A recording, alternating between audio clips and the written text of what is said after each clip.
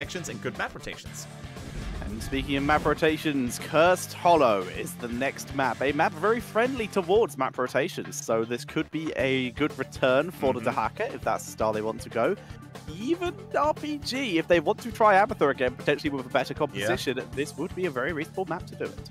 Yeah, and it's really cool to see as well how TimeFlow has managed to keep Loktar, the biggest carry, the greatest weapon of RPG, to keep him in check by constantly banning out the Grey main. So I really want to see Loktar maybe fall back on a hero that he can dominate equally, because small hero pools has been RPG's greatest weakness in this season, I think.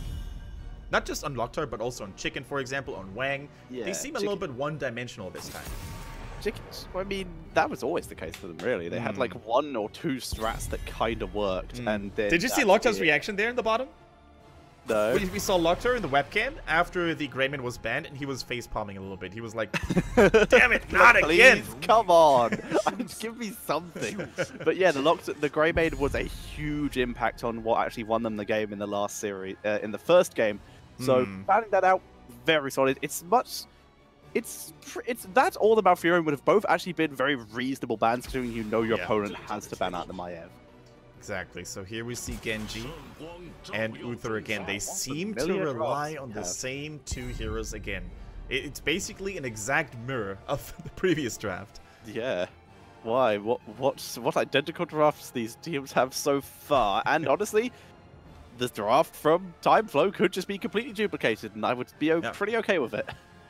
I totally agree. I mean, Hanzo is super neutral as well. Like, you could easily go and shift your drafting strategy plan in any direction right now. Whereas RPG is already a little bit more committed to a hard engage playstyle. Now, as I said, I would love to see maybe a Muradin with this. Malfurion, though, making the mix for TimeFlow for the first time is really cool.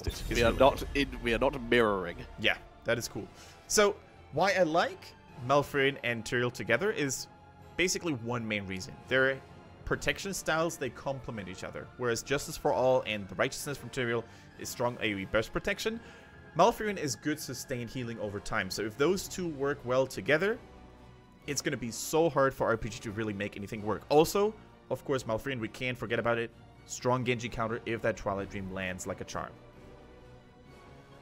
Now then, ban phase. What do you ban away from TimeFlow? Honestly, nothing really fits. Just more damage maybe, or banning the second tank like the ETC, as we did call out previously, but you don't have your tank yet either, so I'm pretty sure just any other damage dealer would pretty much be good, unless they want to go for a double reset comp themselves. I think the Li Ming did well last map, would have been a pretty solid ban here. Now, Tetra, don't forget about Timeless and his Illidan. They banned the Arthas. Now, this is extremely risky on the one hand for RPG if they don't want to if they don't want to pick Illidan themselves. Like, yeah, I think TimeFlow needs to ban the Illidan now, because Chicken, he used to be, or maybe they just want to ban out the main enabler for Illidan, the Abathur. Well, here's what I'm concerned about, and I think this is the logic that TimeFlow are going with here.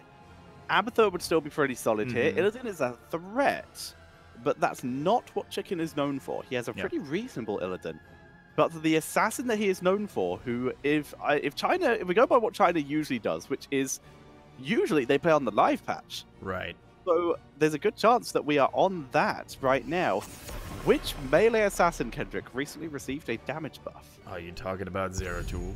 I am. We could see. Are you talking about Chicken's baby boy?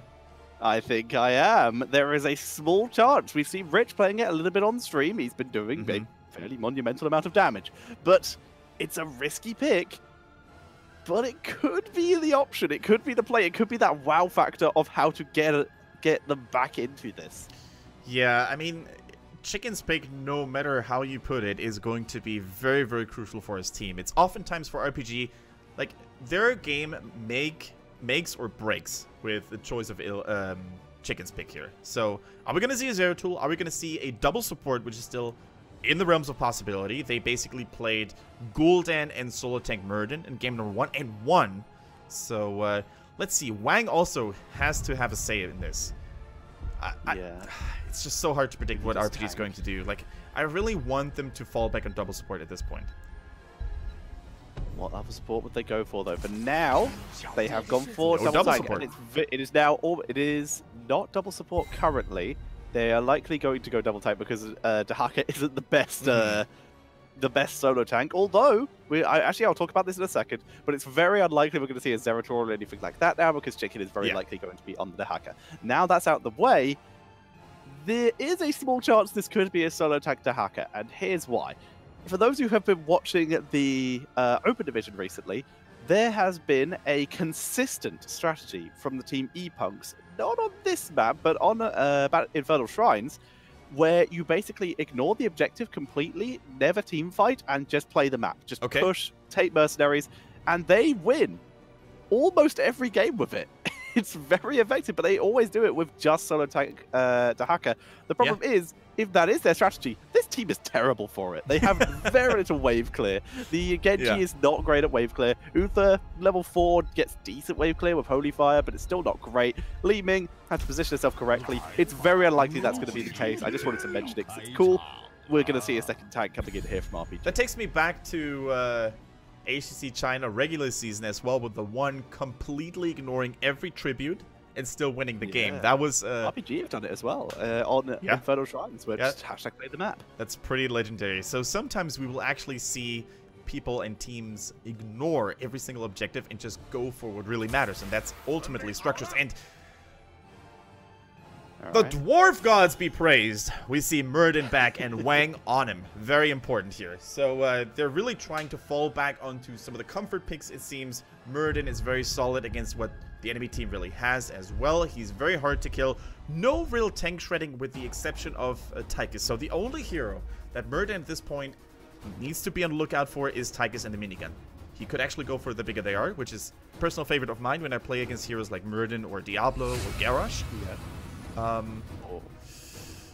continue down the in the rhythm strategy. True. We did see previously, and gain all those wonderful stacks. All right, TimeFlow. One victory is what separates them from advancing to the next round and play against Beyond the Game on their way to maybe make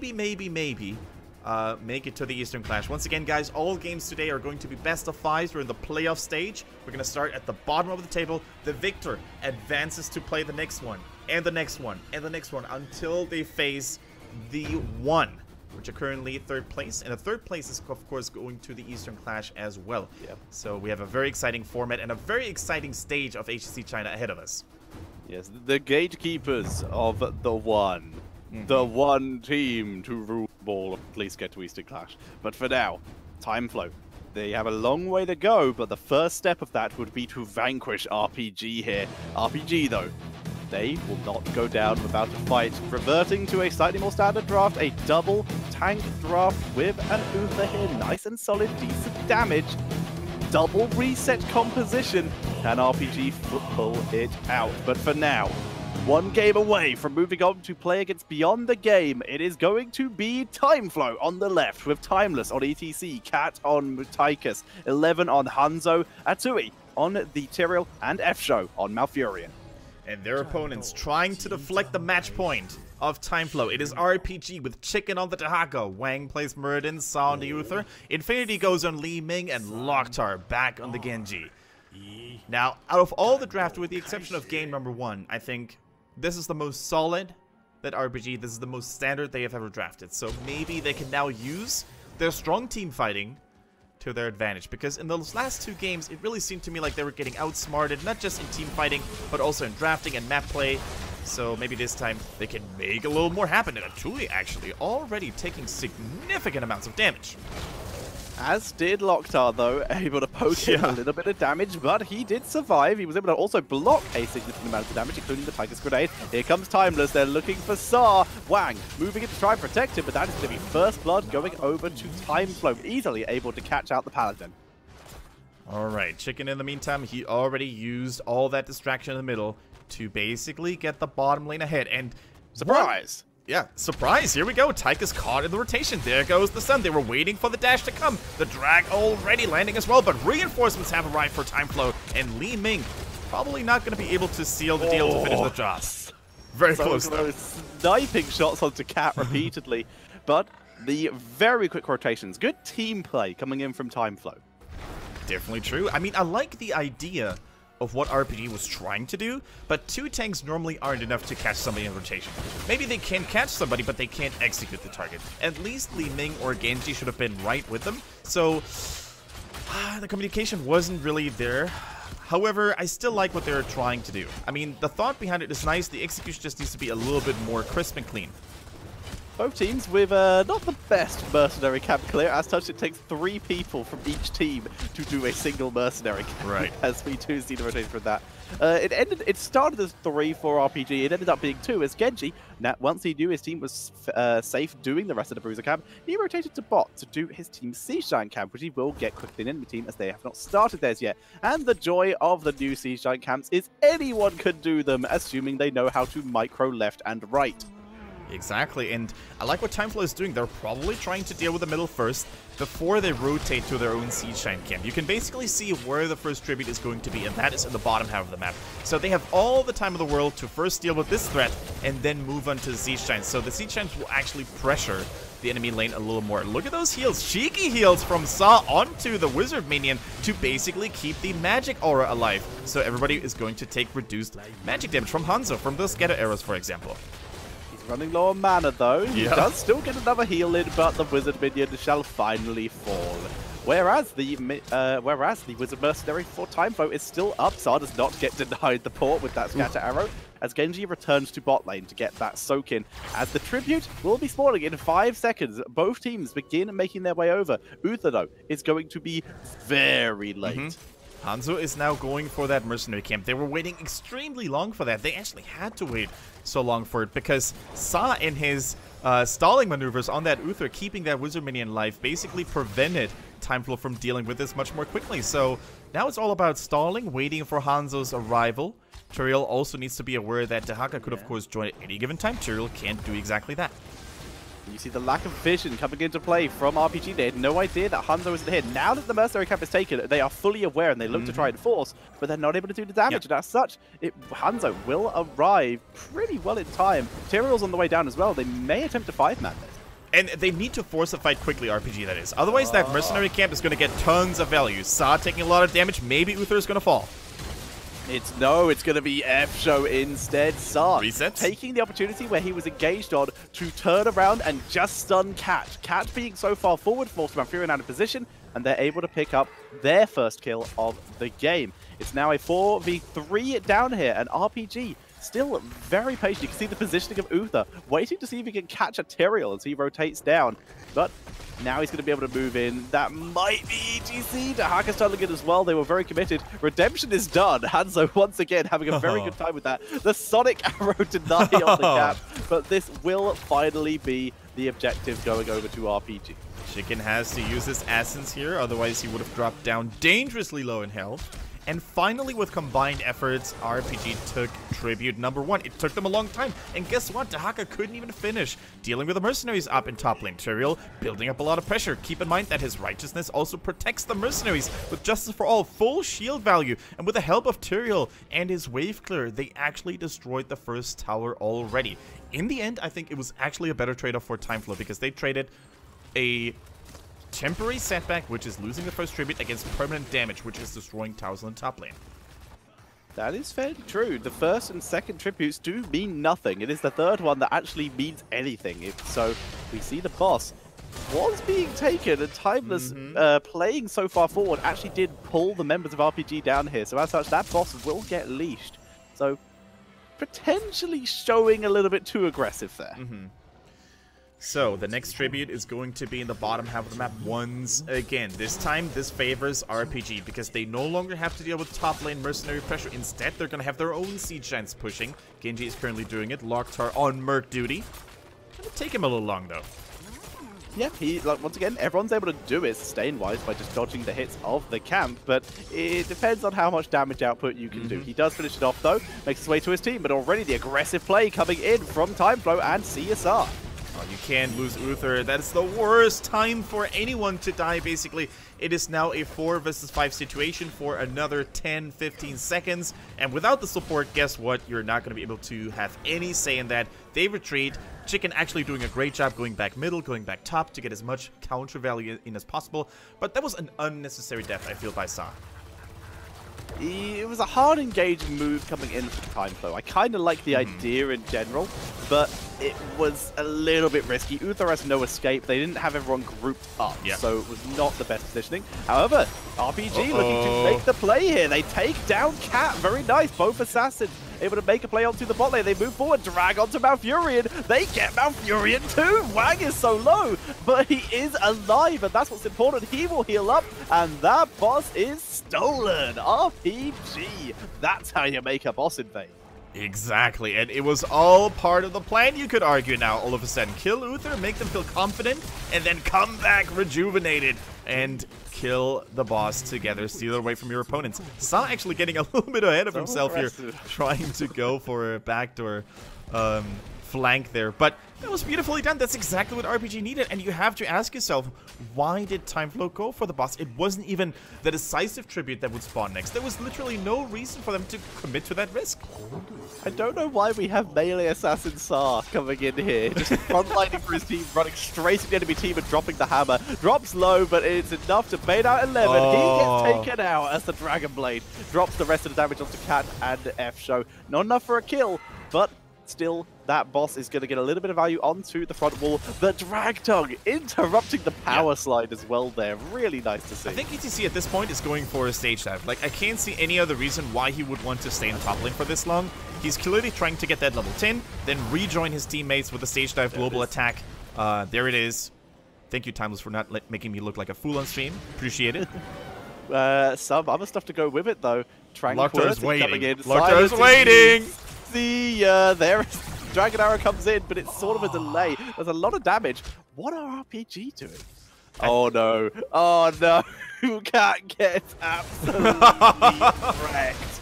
Taken out. The ambush.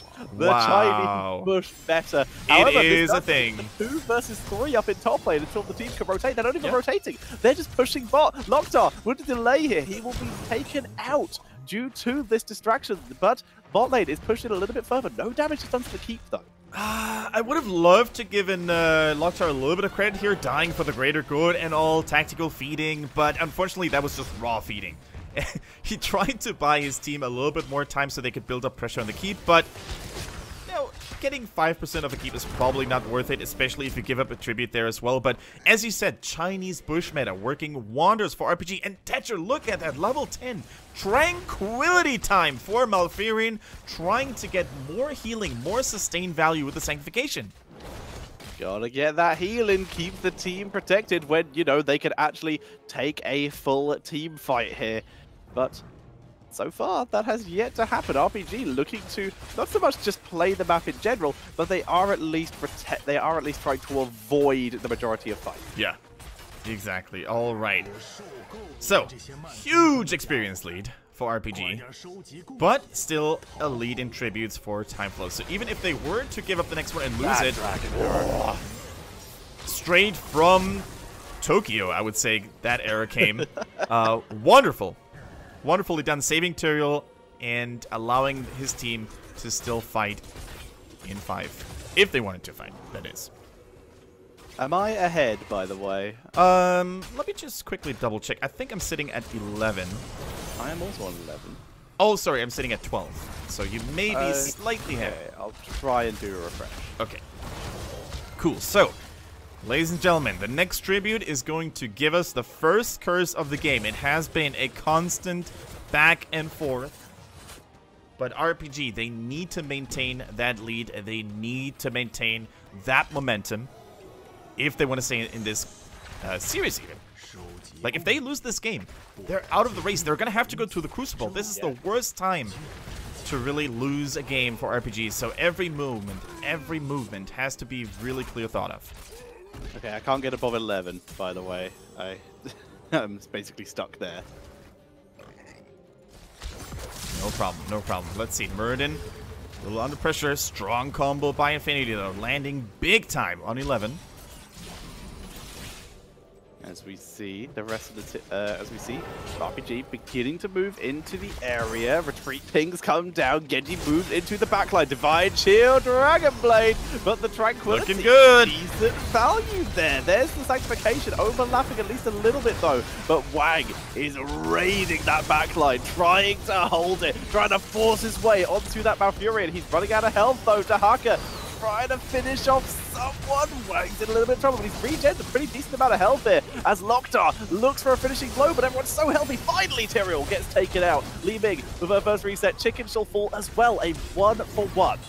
1-for-1, but the health bars are now favoring TimeFlow. Malfurion is way more efficient at keeping everybody sustained and safe than Uther is. So they need to make an engage happen, and they get it here. 1 kill against Malfurion. Resets galore for Li Ming. Infinity is waiting patient like a predator to get his next combo off, but that is exactly what they needed. TimeFlow, all they needed to do was let ETC get in front, interrupt their opponents a little bit more, and Malfurion, all he needed to do was keeping him safe, himself safe and sound. For now, RPG with a curse, this is a free keep. The keep will go down here, and it looks like so will Tyrael. Nowhere to run. He'll be able to clear the minion wave, but what's that? It won't even clear the full minion wave. The melee minions are able to tank through here. Dragon Arrow does not land. And with that keep going down, RPG are looking good here. Sonic Arrow lands not on anyone, but on the ground. As such, not revealing. Dragon Blade is used, and Locktar is going to get taken down. No, and that wasn't Dragon Blade, sorry, as well. That was just an escape, but he will survive here. Alright, he survives. Very, very important for Genji. They don't want to lose momentum. They want to keep up the pressure. What can RPG do with this lead? 16-14, a 2-level lead. Tetra, did you see in that last team fight the value of Tranquility? Because I didn't. It was pretty good. It definitely blocked the Dragon Blade for a while, but they did overlay Sank on like the last 2 seconds of it. But either way, it definitely blocked a lot of that Dragon Blade. That Dragon Blade probably would have got at least a kill, or at least set up for a kill a lot quicker if they hadn't been able to, if that Tranquility had not been up. Alright, boss now being taken by RPG. At least they're trying to. This is a risky play, but the 16 talent lead is still favoring them. Look, take a look at ETC. He's trying to pressure the lanes. He's trying to get every ounce of experience into there. And I think what RPG is trying to do now, they're not even trying to get the boss. All they want to do is just maybe bait a reckless move by TimeFlow and punish them with their talent lead. But right now, TimeFlow is playing this very patiently. Wang over the wall, trying to go for an engage. They dive, not bad though, landing on top of the Li Ming, who takes a little bit of damage. Sanctification onto the backline, and Wang is isolated here. There's the Odin. ETC trying to get in position. Tyrael is in position, and Wang is taken out. Hanzo over to finish off Li Ming as well. Crazy damage output as Hanzo chases 1v2 while the rest of the team finishes off the Dahaka. Hanzo, realizing he's 1v2, leaps over the wall and will help his team do the boss. Tetra, once again, we see a greedy boss play here by RPG for no apparent reason. What prevents them to maybe start their own boss? Push with it, use the 16 advantage, and take another keep potentially. Instead, they go for the opponent's boss. They risk everything they had in this game, and they almost threw it away completely. Thank God they didn't get a full team wipe, but look at this. Wang is so deep. He's playing so recklessly there. They're trying to get timeless in the backline, but protection from Tyrael is real. Wang dropping so low in the meantime. Did he actually go Stoneform? No, he didn't go Stoneform, Tetra. If he had that ability, that talent, he could have actually made those greedy plays. With Imposing Presence, not so much. It's pretty good as a general ability, Imposing Presence, especially when you're against a Hanzo and a Tychus. Right. But in this case, it did not pay off. No. With the Stoneform, using it during avatars to get maximum value, he could have actually lived much longer. He could have actually kept the enemies at bay, and maybe that additional time he could have bought would have been enough to kill ETC. And then all of a sudden, with a Li Ming reset, it all looks differently. Now, double boss play. Look at that. Top lane, bottom lane. It's a pincer move by TimeFlow. How much value can they get, though? I'm not sure if I agree with this move, by the way.